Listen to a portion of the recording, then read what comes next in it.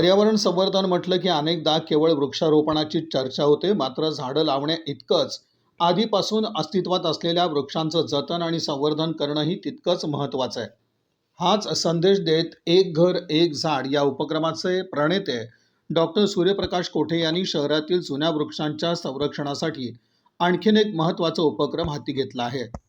सोलापूर शहरातील अनेक मुख्य रस्ते, मंदिरं, समाज मंदिरं आणि सार्वजनिक ठिकाणांभोवती वर्षानुवर्षे काँक्रिटीकरण करण्यात आलंय.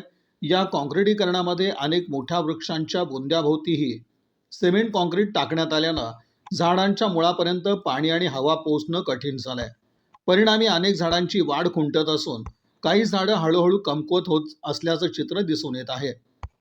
ही बाब लक्षात आल्यानंतर डॉक्टर सूर्यप्रकाश कोठे यांनी तात्काळ याची दखल घेत शहरातील अशा झाडांची पाहणी केली. त्यानंतर झाडांच्या बुंद्याभोवतीचे काँक्रिटीकरण काढून माती मोकळी करण्याचं काम सुरू करण्यात आलं आहे. या कामामुळं पावसाचं पाणी तसंच नागरिकांनी घातलेलं पाणी थेट झाडांच्या मुळांपर्यंत पोहोचणार आहे. त्याचबरोबर मुळांना आवश्यक असलेली हवा मिळाल्यानं झाडांची नैसर्गिक वाढ होण्यास मदत होणार असून त्यांचं आयुष्यही वाढणार आहे.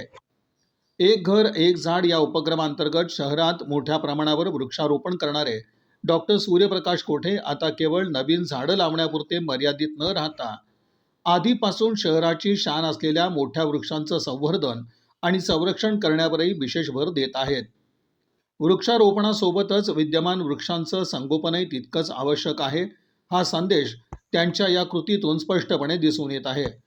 पर्यावरणाचं संतुलन राखण्यासाठी आणि पुढील पिढ्यांना हिरवगार शहर देण्यासाठी प्रत्येक नागरिकानं झाडं लावण्याबरोबरच आजूबाजूच्या झाडांची काळजी घेणं, त्यांना नियमित पाणी देणं आणि त्यांच्या मुळांभोवती अडथळा निर्माण करणारे काँक्रिटीकरण टाळणं आवश्यक असल्याचं आव्हानही या उपक्रमाच्या माध्यमातून करण्यात येत आहे.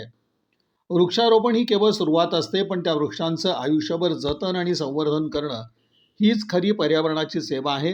डॉक्टर सूर्यप्रकाश कोठे यांच्या या उपक्रमातून नेमका हाच संदेश संपूर्ण शहराला दिला जात आहे.